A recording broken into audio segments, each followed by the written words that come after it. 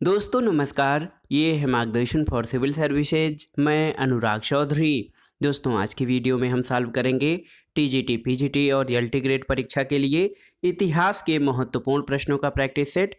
दोस्तों ये प्रश्न अन्य प्रतियोगी परीक्षाओं जैसे गवर्नमेंट इंटर कॉलेज प्रवक्ता, गवर्नमेंट डिग्री कॉलेज, उच्चतर शिक्षा असिस्टेंट प्रोफेसर, केंद्रीय विद्यालय संगठन और नेट जेआरएफ आदि परीक्षाओं के लिए बहुत ही उपयोगी हैं। तो आइए शुरू करते हैं भारतीय इतिहास के महत्वपूर्ण प्रश्नों का प्रैक्टिस सेट।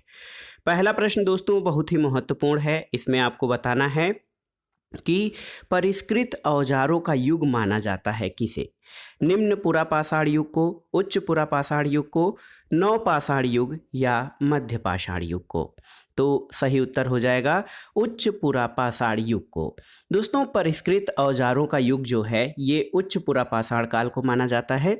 इसकी दो विशेषताएं हैं, एक तो नए चकमक उद्योग की स्थापना और दूसरा आधुनिक मानव होमोसेपियंस का उदय। और इस काल का प्रधान पाषाण उपकरण ब्लेड है। तो याद रखिएगा परिष्कृत औजारों का युग उच्च पुरापाषाण काल को माना जाता है। अगला प्रश्न है बहुत ही महत्वपूर्ण है, पुरापाषाण युग का प्रमुख औजार क्या था? देखिए, हस्त कुठार, शल्क के बने फलक, हड्डी के औजार या इनमें से कोई नहीं? तो सही उत्तर है हस्त कुठार। दोस्तों पुरापाषाण युग का प्रमुख औजार हैंड एक्स या हस्त कुठार था। सबसे पहले मद्रास के निकट दोस्तों बदमदुरई और अतिरप्पकम से ये उपकरण प्राप्त किए गए थे। ये साधारण पत्थरों से कोर तथा फलक प्रणाली द्वारा निर्मित हैं। अगला प्रश्न है दोस्तों, भारतीय राष्ट्रीय कांग्रेस का चौथा अधिवेशन 1888 में कहाँ संपन्न हुआ था? तो सही उत्तर है प्रयागराज यानी इलाहाबाद में भारतीय राष्ट्रीय कांग्रेस का चौथा अधिवेशन 1888 में हुआ था। और आप जान लीजिए कि भारतीय राष्ट्रीय कांग्रेस की स्थापना 1885 में ए.ओ. ह्यूम के द्वारा की गई थी। अगला प्रश्न है दोस्तों, पूर्ण विकसित हड़प्पा सभ्यता लगभग कितनी शताब्दियों तक जीवित रही? 4 शताब्दी, 5, 7 या 3? तो सही उत्तर है भारतीय पुरातत्व सर्वेक्षण विभाग ने उल्लेख किया है कि हड़प्पा सभ्यता की संस्कृतियों को सामान्यतया 3300 से 2600 ईसा पूर्व और पूर्ण विकसित 2600 से 1900 ईसा पूर्व और परवर्ती 1900 से 1700 ईसा पूर्व के काल में वर्गीकृत किया जाता है। तो इससे स्पष्ट है कि हड़प्पा सभ्यता लगभग 7 शताब्दियों तक विद्यमान रही। ऑप्शन सी आपका सही उत्तर है। अगला प्रश्न है दोस्तों, मोहनजोदड़ो किस जिले में स्थित है? आपको बताना है। बहुत ही महत्वपूर्ण प्रश्न है। तो सही उत्तर है मोहनजोदड़ो ये सिंध प्रांत के लरगाना जिले में जो है सिंधु नदी के दाएं तट पर स्थित है। तो याद रखिएगा सिंध के लरकाना जिले में सिंधु नदी के दाएं तट पर मोहनजोदड़ो स्थित है और इसकी खोज 1922 में राखाल दास बनर्जी ने की थी। मार्शल ने मोहनजोदड़ो की खुदाई कर उसके 7 स्तरों को उद्घाटित किया था। अगला प्रश्न है आर्य शब्द का शाब्दिक अर्थ क्या है? आपको बताना है। तो सही उत्तर आर्य शब्द का शाब्दिक अर्थ श्रेष्ठ या नोबेल होता है। तो याद रखिएगा आर्य प्राचीन भारतीय, यूरोपीय और भारतीय ईरानी भाषा बोलने वालों के लिए प्रयुक्त शब्द है। वैदिक संस्कृति में आर्य शब्द श्रेष्ठ, शिष्ट अथवा सज्जन तथा नैतिक अर्थ में महाकुल, कुलीन, सभ्य, साधु इत्यादि के लिए प्रयुक्त किया जाता है। अगला प्रश्न है ऋग्वेद काल में निष्क अलंकरण किस अंग का था? कान का, हाथ का, नाक का या गले का? तो सही उत्तर है गले का। दोस्तों देख लीजिए कि ऋग्वैदिक काल में निष्क एक आभूषण था जो गले में पहना जाता था। इसका प्रयोग विनिमय के माध्यम के रूप में भी किया जाता था और ऋग्वैदिक काल में स्त्री पुरुष दोनों आभूषण प्रेमी थे। अगला प्रश्न है दोस्तों, ऋग्वैदिक आर्यों की भाषा क्या थी? तो आप जानते हैं ऋग्वैदिक आर्यों की भाषा संस्कृत थी। वेद संस्कृत भाषा में ही लिखे गए हैं। आर्यों ने अनार्यों को अनासह यानी बिना नाक वाला, देवपीयु यानी देवताओं का निंदक, मृद्धवाक यानी आर्य भाषा न बोलने वाले और अकर्मण यानी कर्म कांड न करने वाले तथा अव्रत यानी वैदिक व्रतों का पालन न करने वाला कहा है। तो ऋग्वैदिक आर्यों की भाषा संस्कृत थी। अगला प्रश्न है दोस्तों, वैदिक शब्द ऋत का क्या आशय है? आपको बताना है। तो सही उत्तर है वैदिक शब्द रीत का आशय होता है नैतिक नियम। ऐसे देखा जाए तो सत्य या अविनाशी सत्ता सभी देवताओं का संबंध रीत यानी विश्व की नैतिक और भौतिक व्यवस्था से माना जाता है। वरुण का एक अन्य नाम ऋतस्य गोपा है। अगला प्रश्न है दोस्तों, बौद्ध धर्म के महासांघिक संप्रदाय की उत्पत्ति कहाँ हुई थी? देखिए, कौशाम्बी, पाटलिपुत्र, राजगृह या वैशाली में। तो सही उत्तर है वैशाली में। दोस्तों, बौद्ध धर्म वैशाली में होने वाली द्वितीय बौद्ध संगीत में दो उप संप्रदायों थेरवादी और महासांघिक में विभाजित हो गया। स्थाविर परंपरागत विनय में आस्था रखते थे, इनका नेतृत्व महाकच्चायन ने किया था, जबकि महासांघिक परिवर्तनवादी भिक्षुओं का समूह था, इनका नेतृत्व महाकश्यप ने किया था। अगला प्रश्न है दोस्तों, निम्नलिखित में से कौन प्रारब्ध के दर्शन के समर्थक थे? लोकायत, जैन, चारवाक या आजीवक? तो सही उत्तर क्या हो जाएगा? सही उत्तर आजीवक। आजीवक संप्रदाय की स्थापना मक्खली गोसाल द्वारा की गई। ये प्रारब्ध तथा नियतिवादी दर्शन का समर्थन करते थे और इनका ईश्वर, पुनर्जन्म और कर्मकांड में विश्वास नहीं था। ये भारत का प्रथम नास्तिकवादी और भौतिकवादी संप्रदाय था। अगला प्रश्न है, प्राचीनतम जैन सन्यासी का प्रमाण मिलता है कहाँ से? ऑप्शन है जूनागढ़ अभिलेख में, हाथी गुम्फा अभिलेख में, एरण अभिलेख में या भीतरी अभिलेख में। तो सही उत्तर क्या हो जाएगा? हाथी गुम्फा अभिलेख में। दोस्तों, हाथी गुम्फा अभिलेख से प्राचीनतम जैन सन्यासी का प्रमाण मिलता है और हाथी गुम्फा अभिलेख से ये जानकारी मिलती है कि नंद राजा कलिंग से प्रथम जिन की एक प्रतिमा उठा ले गया था और कलिंग में चेद वंश का महान शासक खारवेल जैन धर्म का अनुयायी था। अगले प्रश्न पर आते हैं दोस्तों। देखिए, समरादित्य कथा का संबंध किस संप्रदाय से है आपको बताना है, बहुत ही महत्वपूर्ण है समरादित्य कथा। तो दोस्तों, समरादित्य कथा का संबंध जो है जैन संप्रदाय से है। और देखिए, बहुत ही महत्वपूर्ण प्रश्न है और इसके अलावा जैन संप्रदाय से संबंधित अन्य ग्रंथों में तिलक मंजरी, कुबलय माला और रभा मंजरी आदि में समरादित्य कथा का संबंध है। तो ये जैन धर्म से संबंधित है समरादित्य कथा।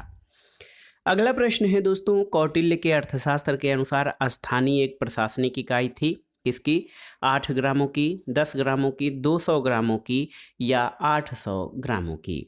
तो सही उत्तर है कौटिल्य के अर्थशास्त्र के अनुसार स्थानीय एक प्रशासनिक इकाई थी जो 800 ग्रामों का समूह थी। ऑप्शन डी आपका समूह है, आप सही उत्तर है। स्थानीय जिले के नीचे की इकाई थी और स्थानीय के नीचे 2 द्रोणमुख यानी प्रत्येक के अधीन 400 ग्राम होते थे। अगला प्रश्न है दोस्तों, कौन सा स्रोत चंद्रगुप्त मौर्य को क्षत्रिय मानता है? विष्णु पुराण, मुद्रा राक्षस, अर्थशास्त्र या फिर दिव्यावदान? तो सही उत्तर है दिव्यावदान। आप देख सकते हैं कि बौद्ध ग्रंथ चंद्रगुप्त मौर्य को क्षत्रिय मानते हैं। दिव्यावदान एक बौद्ध ग्रंथ है। इसके अतिरिक्त पुराणों में चंद्रगुप्त मौर्य को निम्न जाति का माना गया है। मुद्रा राक्षस में उसे वृषल तथा कुलहीन कहा गया है और जैन ग्रंथों में भी उसे क्षत्रिय बताया गया है। अगला प्रश्न है, मेगास्थनीज के अनुसार पाटलिपुत्र नगर एक समिति के द्वारा शासित था जिसमें सदस्यों की संख्या कितनी थी? तो सही उत्तर है दोस्तों 30 यानी 30। तो मेगास्थनीज के अनुसार एक समिति के द्वारा पाटलिपुत्र के नगर प्रशासित था जिसमें सदस्यों की संख्या 30 होती थी। तो मेगास्थनीज कहते हैं कि नगर का प्रशासन एक समिति के द्वारा किया जाता था जिसमें सदस्यों की संख्या 30 थी। पाटलिपुत्र के नगर परिषद की 5-5 सदस्यों वाली 6 समितियां होती थीं और मेगास्थनीज ने नगर के पदाधिकारियों को एस्टिनोमोई कहा है। अगला प्रश्न है दोस्तों, मंडल सिद्धांत में बिजुगीसु के पड़ोसी राज्य को कौटिल्य ने क्या संज्ञा दी है? देखिए, ऑप्शन है आपका आक्रंद, पाषणिग्राह, पाषणिग्राहासार या आक्रंदासार। तो सही उत्तर है पाषणिग्राह। दोस्तों, मंडल सिद्धांत में बिजुगीस के पड़ोसी राज्य को कौटिल्य ने पाषणिग्राह की संज्ञा दी है और कौटिल्य के मतानुसार बिजुगीस राजा का सीमावर्ती राज्य उसका शत्रु होता है, शत्रु का शत्रु मित्र होता है और मंडल सिद्धांत राज्य के विस्तार से जुड़ा हुआ है। अगला प्रश्न है दोस्तों, महान आर्थिक मंदी 23 अक्टूबर 1929 से प्रारंभ हुई, इस तिथि को क्या कहा जाता है? काला सोमवार, काला मंगलवार, काला बृहस्पतिवार या काला शुक्रवार?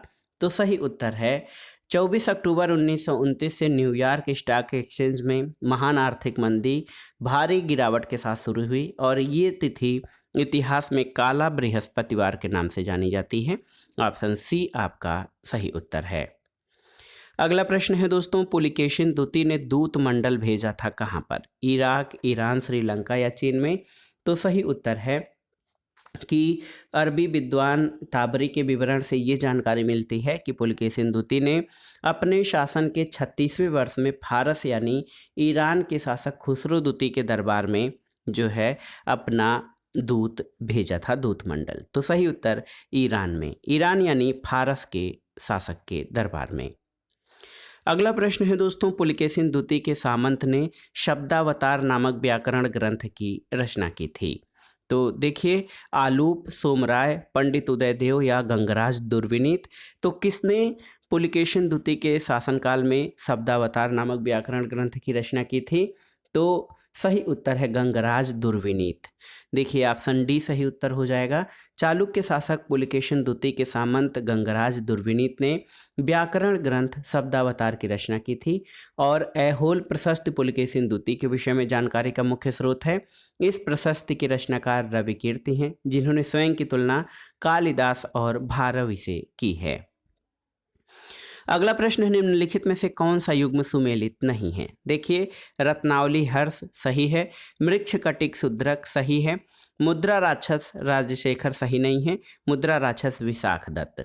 तो दोस्तों आप जान लीजिए कि विशाख दत्त में मुद्रा राक्षस की रचना की है और इस ग्रंथ से मौर्य इतिहास चंद्रगुप्त मौर्य के जीवन पर प्रकाश पड़ता है। तो मुद्रा राक्षस की रचना विशाख दत्त द्वारा की गई है। ऑप्शन सी आपका सही सुमेलित नहीं है। अगला प्रश्न है दोस्तों, देवी चंद्रगुप्तम नाटक का लेखक किसे माना जाता है? तो आप जान लीजिए सही उत्तर देवी चंद्रगुप्तम नामक नाटक का लेखक कौन है? तो ये हैं विशाख दत्त। ऑप्शन सी आपका सही उत्तर हो जाएगा। और आप जान लीजिए कि ये नाटक अपने मूल रूप में नहीं है, लेकिन कुछ अंश उद्धरण के रूप में नाट्य दर्पण में पाए जाते हैं, जिसकी रचना रामचंद्र गुड़चंद्र ने की थी। अगला प्रश्न है दोस्तों, भारतवर्ष पर प्रथम मुस्लिम आक्रमणकर्ता कौन था? तो उत्तर है भारतवर्ष पर प्रथम मुस्लिम आक्रमणकर्ता मोहम्मद बिन कासिम था और मोहम्मद बिन कासिम ने 8वीं शताब्दी के प्रारंभ में 712 ईस्वी में सिंध पर आक्रमण किया था और सिंध पर अरब आक्रमण का इसका कोई अस्थायी परिणाम नहीं हुआ। अरबों का राज्य सिंध और मुल्तान के पूर्व में नहीं फैल सका और उनकी शक्ति क्षीण हो गई थी, लेकिन भारत में प्रथम सफल मुस्लिम आक्रमण मोहम्मद बिन कासिम के द्वारा किया गया था। अगला प्रश्न है दोस्तों, देखिए महत्वपूर्ण प्रश्न है कि 10 राजाओं में सबसे महान या शक्तिशाली किसे माना जाता है, आपको बताना है। तो इसमें शमसुद्दीन इल्तुतमिश, कुतुबुद्दीन ऐबक, रजिया सुल्तान या बहराम शाह? तो सही उत्तर है इल्तुतमिश। आप जान लीजिए दोस्तों, इल्तुतमिश इल्बरी जनजाति का तुर्क था। सुल्तान बनने से पहले वो बदायूं का सूबेदार था। 1205-6 में खोकर जाति के विद्रोह को दबाने के लिए किए गए अभियान में वह मोहम्मद गोरी और ऐबक के साथ था। युद्ध में उसने जिस साहस और कौशल का परिचय दिया था, गोरी उससे अत्यंत प्रभावित हुआ और ऐबक को उसकी दास्ता से मुक्त करने का आदेश दिया। ऐबक की मृत्यु के बाद सिपह सालार अमीर अली इस्माइल ने दिल्ली के तुर्की सरदारों की सम्मति से इल्तुतमिश को दिल्ली आने का निमंत्रण दिया और इल्तुतमिश ने दिल्ली पहुंचकर अपने को सुल्तान घोषित किया। तो याद रखिएगा, इल्तुतमिश दोस्तों इसको 10 राजाओं में सबसे महान राजा और गुलाम वंश का वास्तविक संस्थापक माना जाता है। अगला प्रश्न है, निम्नलिखित में से कौन दिल्ली सल्तनत का अंतिम वंश था? तो आप जानते हैं कौन सा वंश? तो दिल्ली सल्तनत का अंतिम वंश लोदी वंश था और इस वंश की स्थापना 1451 में बहलोल लोदी के द्वारा की गई थी। अगला प्रश्न है दोस्तों, किस दिल्ली सुल्तान के दरबार में प्रभुसूरी और राजशेखर नाम के 2 जैन विद्वान रहते थे? तो बताइए, बलवन, मोहम्मद शाह, मोहम्मद बिन तुगलक या गयासुद्दीन तुगलक? तो सही उत्तर है मोहम्मद बिन तुगलक के दरबार में। और आप जान लीजिए दोस्तों, जिन प्रभुसूरी और राजशेखर जैसे विद्वान मोहम्मद बिन तुगलक के दरबार से संबंधित थे, दिल्ली सल्तनत के सुल्तानों में मोहम्मद बिन तुगलक सबसे आकर्षक व्यक्तित्व वाला शासक था। वो अरबी और फारसी का विद्वान था। ज्ञान विज्ञान की विभिन्न विधाओं जैसे खगोल शास्त्र, दर्शन, गणित, चिकित्सा विज्ञान, तर्कशास्त्र में वो विद्वान था।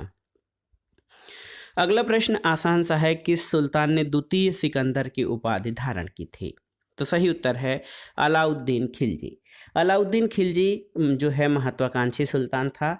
उसने सिकंदर सिकंदर रुस्सानी यानी सिकंदर द्वितीय की उपाधि धारण की और उसे अपने सिक्कों पर अंकित करवाया। वो संपूर्ण विश्व को जीतने की लालसा रखता था और साथ ही एक नया धर्म चलाने की भी, किंतु अपने मित्र और कोतवाल अलाउल मुल्क के परामर्श पर उसने अपना विचार त्याग दिया था। अगला प्रश्न है दोस्तों, एकता क्या था आपको बताना है। अभिजात की आय, जमीन का टुकड़ा, सेना या शाही शिविर? तो सही उत्तर है एकता जमीन का टुकड़ा था और भारत में एकता व्यवस्था का प्रारंभ इल्तुतमिश ने किया था। ये हस्तांतरणीय लगान अधिन्यास था। ये भूमि का एक विशेष खंड होता था जो सैनिक या सैनिक अधिकारियों को प्रदान किया जाता था, किंतु वे इस भूभाग के मालिक नहीं होते थे। वे केवल लगान का ही उपभोग करते थे। अगला प्रश्न है, अधोलिखित में से किसने भारत में सबसे पहले इक्तादारी व्यवस्था प्रारंभ किया? ऑप्शन देखिए, कुतुबुद्दीन ऐबक, मोहम्मद बिन तुगलक, फिरोज शाह तुगलक या मुइजुद्दीन मोहम्मद गोरी? तो सही उत्तर है गोरी। आप देखिए, भारत में सबसे पहले इक्तादारी व्यवस्था का प्रारंभ मुइजुद्दीन मोहम्मद गोरी ने किया। ये व्यवस्था इल्तुतमिश के काल में व्यापक रूप से लागू हुई और इस व्यवस्था के अंतर्गत सैनिक अधिकारियों को सुल्तान अपने राजकोष से वेतन नहीं देता था, बल्कि उन्हें एक निश्चित भूमि क्षेत्र यानी इक्ता प्रदान करता था और इससे होने वाली वार्षिक आय से अपना वो वेतन प्राप्त करते थे। छोटे भूमि क्षेत्र के अधिकारियों को इक्तादार और प्रांतीय या सूबा स्तर के अधिकारियों को वली, अमीर या मलिक पुकारा जाता था। अगला प्रश्न है, खानजादा बेगम किसकी बहन थी? तो सही उत्तर है खानजादा बेगम तैमूर राजकुमारी थी। वो उमर शेख मिर्जा की बड़ी पुत्री और बाबर की बड़ी बहन थी। तो याद रखिएगा, खानजादा बेगम बाबर की बड़ी बहन थी। अगला प्रश्न है दोस्तों, जोधाबाई महल कहाँ पर स्थित है आपको बताना है। तो बहुत ही महत्वपूर्ण प्रश्न है आपके लिए ये। आपको बताना है कि जोधाबाई महल कहाँ पर स्थित है। तो सही उत्तर हो जाएगा जोधाबाई महल फतेहपुर सीकरी में स्थित है और ये अकबर कालीन निर्मित है। और आप जान लीजिए कि ये फतेहपुर सीकरी का सबसे बड़ा महल भी है और इस पर उत्कीर्ण अलंकरणों की प्रेरणा दक्षिण के मंदिरों की वास्तुकला से लिया गया है और इस पर गुजराती शैली का व्यापक प्रभाव दिखाई देता है। अगला प्रश्न है, सूची 1 का सूची 2 से सुमेलन कीजिए और दिए गए कोड से सही उत्तर का चयन करिए। देखिए, तबकाते अकबरी, तो ये निजामुद्दीन बख्शी के द्वारा। तबकाते नासिरी, ये मिन्हाज उस सिराज के द्वारा। तारीख़ फिरोज शाही की रचना आप जानते भी होंगे, जियाउद्दीन बरनी। और तारीख़ अल्फी मुल्ला अहमद के द्वारा लिखा गया है। तो 1 4 2 3 यहाँ पर मिलान करिए, 1 4 2 3 सही उत्तर ऑप्शन डी हो जाएगा। अगला प्रश्न है दोस्तों, तुझके जहांगीरी किसने लिखी है? तो आसान सा प्रश्न है। तुझके जहांगीरी जहांगीर द्वारा लिखा गया है और ये जहांगीर की आत्मकथा है जो फारसी भाषा में रचित है। अगला प्रश्न है, निम्नलिखित इतिहासकारों में किसके अनुसार दीन ए इलाही एक धर्म था? तो सही उत्तर क्या हो जाएगा? अब्दुल कादिर बदायूनी। दोस्तों आप जान लीजिए, 1582 में अकबर द्वारा तौहीद ए इलाही या दीन ए इलाही की स्थापना की गई। दीन ए इलाही सूफी सर्वेश्वरवाद पर आधारित एक विचार पद्धति थी और इस नए संप्रदाय को धर्म की संज्ञा देने वाला पहला इतिहासकार अब्दुल कादिर बदायूनी है और हिंदुओं में केवल बीरबल ने ही दीन ए इलाही धर्म को ग्रहण किया था। अगला प्रश्न बहुत ही महत्वपूर्ण है, किस मुगल सम्राट का राज्याभिषेक 2 बार किया गया था? तो आप जानते हैं औरंगजेब का। ऑप्शन डी आपका सही उत्तर है। मुगल बादशाह औरंगजेब का राज्याभिषेक 2 बार हुआ। उसका पहला राज्याभिषेक 31 जुलाई 1658 को दिल्ली में और दूसरा राज्याभिषेक खजवा और देवराई के युद्ध में सफल होने के बाद 15 जून 1659 को दिल्ली में हुआ। और अबुल मुजफ्फर महिउद्दीन मोहम्मद औरंगजेब बहादुर आलमगीर बादशाह गाजी की उपाधि धारण करके वह मुगल बादशाह के सिंहासन पर आसीन हुआ था। अगला प्रश्न है दोस्तों, देखिए, मुगल काल में निवासी खेतिहर के लिए कौन सा शब्द प्रयुक्त नहीं किया जाता था? मिरासी, घरूहल, खुद कास्त या पै कास्त। तो सही उत्तर क्या हो जाएगा? सही उत्तर पै कास्त हो जाएगा, क्योंकि खुद कास्त किसान उसी गांव की भूमि पर कृषि करते थे जहां के वे निवासी थे, जबकि पाही कास्त या पै कास्त में दूसरे गांव जाकर जो है खेती का कार्य करते थे। अगला प्रश्न है कि दारा सिकोह को मुलहिद किसने कहा था?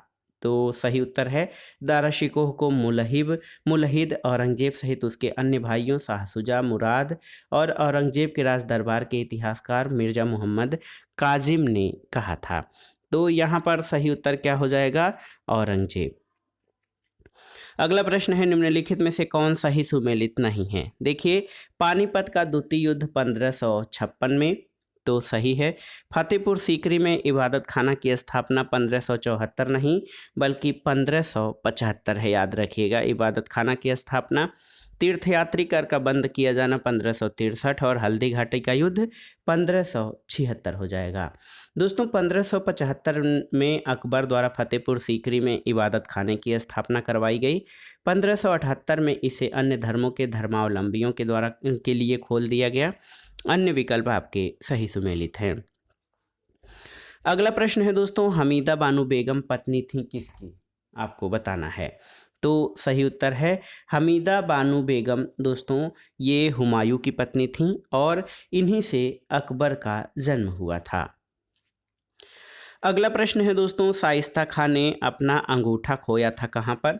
तो सही उत्तर है, देखिए बहुत ही महत्वपूर्ण है, शाइस्ता खां ने जो है अपना अंगूठा लाल महल यानी पूना में। ऑप्शन सी सही उत्तर है।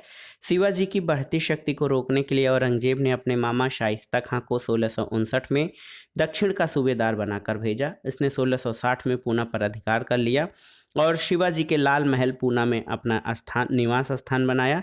1663 में शिवाजी ने महल पर अचानक आक्रमण किया और इस आक्रमण में शाइस्ता खां का अंगूठा कट गया था। अगला प्रश्न है दोस्तों, आसान सा डेट याद करना है आपको कि पानीपत का प्रथम युद्ध कब हुआ था? तो ये हुआ था 21 अप्रैल 1526 को बाबर और इब्राहिम लोदी के बीच। तो याद रखिएगा, बाबर और इब्राहिम लोदी के बीच 21 अप्रैल 1526 को पानीपत का प्रथम युद्ध हुआ था। अगला प्रश्न है, किस मुगल राजकुमार ने गढ़वाल के राज के दरबार में शरण ली थी? आपको बताना है। तो सही उत्तर है सुलेमान शिकोह ने। दोस्तों, उत्तराधिकार के युद्ध में औरंगजेब से पराजित दारा शिकोह के पुत्र शहजादे सुलेमान शिकोह ने श्रीनगर गढ़वाल के शासक पृथ्वी सिंह के यहाँ शरण ली थी, किंतु उसके उत्तराधिकारी मेदिनी सिंह ने उसे औरंगजेब को सौंप दिया और सुलेमान शिकोह को ग्वालियर के किले में कैद किया गया और वहाँ उसे अफीम खिलाकर मार डाला गया। अगला प्रश्न है दोस्तों, शाहजहां ने किस संगीतज्ञ को गुड़ समुद्र की पदवी प्रदान की थी? आपको बताना है कि शाहजहां ने किस संगीतकार को गुड़ समुद्र की पदवी प्रदान की थी? तो सही उत्तर है लाल खां को। देखिए दोस्तों, आप जान सकते हैं कि शाहजहां ने विलायत खां यानी बिलास खां के दामाद लाल खां को गुड़ समुद्र की पदवी प्रदान की। पंडित जगन्नाथ सम्राट आमेर के महाराज जयसिंह द्वितीय के दरबार में सम्मानित वैज्ञानिक थे। अगला प्रश्न है दोस्तों, अंग्रेजों के विरुद्ध खासी विद्रोह का नेतृत्व किसने किया था? सुंदर साई, टीटू मीर, बिरसा मुंडा या उतिरोत सिंह ने? तो सही उत्तर उतिरोत सिंह। दोस्तों, आप जान लीजिए, बंगाल के पूरब में मेघालय में जयंतिया और गारो पहाड़ियों के बीच खासी लोग निवास करते थे। अंग्रेजों के शोषण के विरुद्ध उतिरोत सिंह यानी तीरथ सिंह ने खासी विद्रोह का नेतृत्व किया और 1829 से 1833 तक ये संघर्ष चलता रहा था। अगला प्रश्न है, निम्न में से किसे मुगल प्रशासन में अमीरों का प्रमुख माना जाता था? तो सही उत्तर हो जाएगा मीर बख्शी। दोस्तों, आप जान लीजिए कि मुगल काल में विशेष तौर पर अकबर ने अपने शासनकाल में अधिकारियों के वर्ग और सेना को संगठित करने के लिए मनसबदारी पद्धति प्रारंभ की थी और मनसबदारी पद्धति के अधीन प्रत्येक अधिकारी को एक दर्जा या मनसब दिया जाता था। सबसे निचला दर्जा 10 का था और सबसे ऊपर का दर्जा 500 का था, जो सरदारों या अमीरों के लिए था और घरानों के लोगों के लिए इससे ऊंचा मनसब दिया जाता था। सैनिक विभाग का प्रधान मीर बख्शी कहलाता था और सरदारों के संगठन का प्रधान मीर बख्शी माना जाता था। तो याद रखिएगा दोस्तों, मीर बख्शी मुगल प्रशासन में अमीरों का प्रमुख था। अगला प्रश्न है, अकबरकालीन किस भवन का स्थापत्य योजना बौद्ध स्थापत्य से प्रेरित है? फतेहपुर सीकरी का पंचमहल, सिकंदरा में अकबर का मकबरा, ए और बी दोनों, या फतेहपुर सीकरी में इबादत खाना। तो सही उत्तर है ए और बी दोनों, यानी फतेहपुर सीकरी का पंचमहल और सिकंदरा में अकबर का मकबरा, ये दोनों ही बौद्ध स्थापत्य से प्रेरित हैं। आप जान लीजिए दोस्तों, बहुत ही महत्वपूर्ण है कि पंचमहल पिरामिड के आकार का 5 मंजिला भवन था और भारतीय बौद्ध विहारों के अनुरूप था। ऊपर की ओर छोटे होने वाली 5 मंजिलों वाला ये आयताकार भवन नालंदा में बने हुए बहुमंजिला बौद्ध विहारों से ली गई प्रेरणा पर आधारित था और अकबर का मकबरा जहांगीर के शासनकाल में निर्मित हुआ था। अगला प्रश्न है दोस्तों, नूरजहां किसकी पुत्री थी? तो सही उत्तर है नूरजहां मिर्जा गियास बेग की पुत्री थी और इसकी माता का नाम असमत बेगम था। ये तेहरान के निवासी थे। नूरजहां का मूल नाम मेहरुन्निसा था और मेहरुन्निसा का जन्म कंधार में हुआ था। अगला प्रश्न है दोस्तों, पैबाकी शब्द से क्या तात्पर्य था? मंदिर, कर, गांव का समूह या भूमि? तो सही उत्तर है भूमि, यानी ऑप्शन डी आपका सही उत्तर हो जाएगा। मुगल काल में पैबाकी शब्द का तात्पर्य भूमि से था। मुगल शासनकाल में भूमि कर के आधार पर भूमि का वर्गीकरण 2 भागों में किया गया, एक तो खालसा जागीर और दूसरा पैबाकी। तो याद रखिएगा, ये भूमि का एक प्रकार था। अगला प्रश्न है दोस्तों, भारत में कब इस्पात का उत्पादन प्रारंभ हुआ था? तो सही उत्तर क्या हो जाएगा? सही उत्तर आप जान लीजिए 1912 में।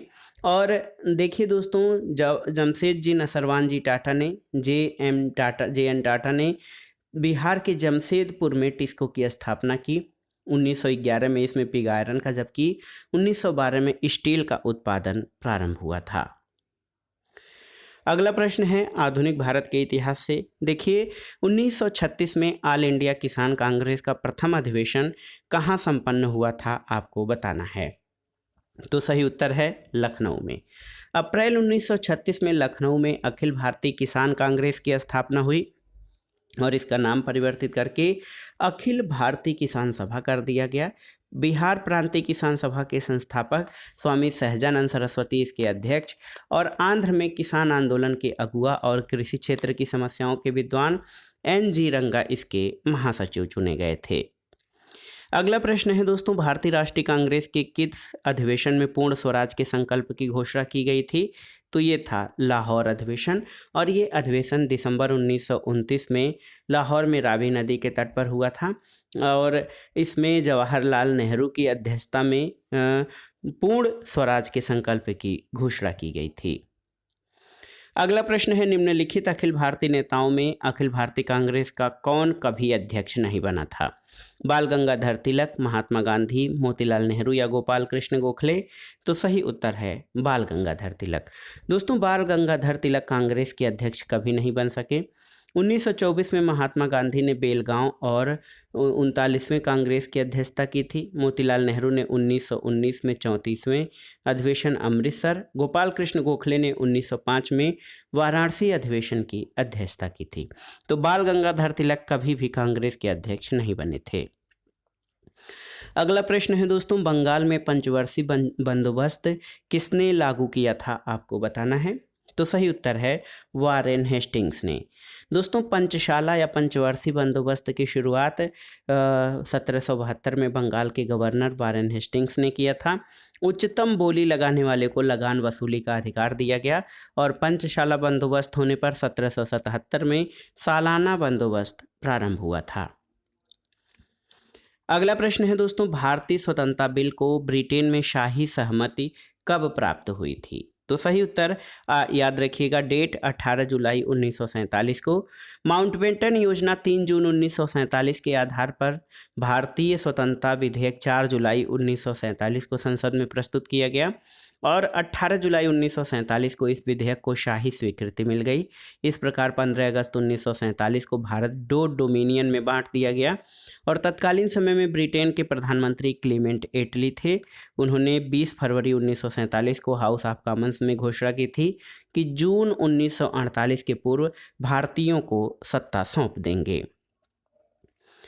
अगला प्रश्न बहुत ही महत्वपूर्ण है दोस्तों। देखिए, कार्ल मार्क्स और फ्रेडरिक एंगेल्स ने कम्युनिस्ट मैनिफेस्टो किस वर्ष में लिखा था? तो सही उत्तर है 1848 यानी 1848। तो याद रखिएगा 1848 में कार्ल मार्क्स और फ्रेडरिक एंगल्स ने कम्युनिस्ट घोषणा पत्र प्रकाशित किया, साम्यवादी घोषणा पत्र। और इसके द्वारा मार्क्स और एंगल्स ने श्रमजीवियों को एकजुट होकर राजनीतिक सत्ता हस्तांतरित करने और फिर मध्य वर्ग की प्रभुता समाप्त करने का आह्वान किया था। अगला प्रश्न है, कौन 1920 के रतौना आंदोलन से संबंधित था? देखिए, माखनलाल चतुर्वेदी, गणेश प्रसाद बौड़ी, लक्ष्मण सिंह चौहान या पंडित सुंदरलाल। तो सही उत्तर है पंडित माखनलाल चतुर्वेदी। दोस्तों, अंग्रेजी शासनकाल में मध्य प्रदेश के सागर के निकट रतौना ग्राम में पशुवध केंद्र खोले जाने के विरोध में माखनलाल चतुर्वेदी और अब्दुल गनी के नेतृत्व में 1920 में एक जन आंदोलन हुआ, जो इतिहास में रतौना आंदोलन के नाम से जाना जाता है। अगला प्रश्न है, जापान ने किस वर्ष राष्ट्रसंघ का त्याग किया था? तो सही उत्तर है 1933 में। दोस्तों देखिए, 10 जनवरी 1920 को राष्ट्रसंघ का संविधान लागू किया गया और ऐसे में ही राष्ट्रसंघ का जन्म हुआ था। जापान ने 1933 में इसकी सदस्यता घोषित इसे त्याग किया था। अगला प्रश्न है, भारतीय संविधान की कौन सी अनुसूची भाषा के मुद्दे से संबंधित है? आपको बताना है। तो सही उत्तर है भारतीय संविधान की 8वीं अनुसूची, ऑप्शन ए आपका सही उत्तर है। वर्तमान में इसके तहत 12 भाषाएं हैं, जबकि मूल रूप से इसमें कुल 14 भाषाओं को मान्यता दी गई थी। अगला प्रश्न है दोस्तों, निम्नलिखित में से किस व्यक्ति ने भारतीय इतिहास को सबसे पहले 3 कालखंडों, हिंदू सभ्यता, मुस्लिम सभ्यता और ब्रिटिश काल में विभाजित किया था? तो उत्तर है जेम्स मिल। दोस्तों, जेम्स मिल एक स्कॉटिश अर्थशास्त्री और राजनीतिक दार्शनिक थे। उन्होंने ब्रिटिश भारत का इतिहास नामक पुस्तक लिखा और इसमें उन्होंने भारतीय इतिहास को हिंदू सभ्यता, मुस्लिम सभ्यता और ब्रिटिश काल के रूप में वर्गीकृत किया है। अगला प्रश्न है, निम्नलिखित में से कौन गुटनिरपेक्ष आंदोलन यानी नॉन अलाइनमेंट आंदोलन से संबंधित नहीं है? देखिए, Marshal Tito, Colonel Nasser, Jawaharlal Nehru और एम गोर्बाचोव। तो सही उत्तर है मिखाइल गोर्बाचोव। दोस्तों, ये गुटनिरपेक्ष आंदोलन से संबंधित नहीं है। गुटनिरपेक्ष आंदोलन का संबंध नेहरू, नासिर और टीटो से है। दोस्तों, गोर्बाचोव ने रूस के संबंध में ग्लासनोस्ट यानी खुलापन और पेरेस्ट्रोइका यानी पुनर्निर्माण की नीति लागू की थी।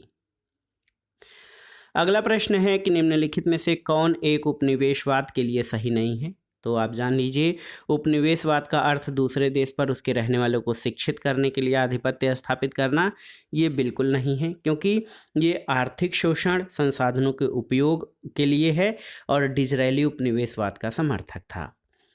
अगला प्रश्न है, लास्ट क्वेश्चन आज के प्रैक्टिस सेट का, सामंतवाद क्या है?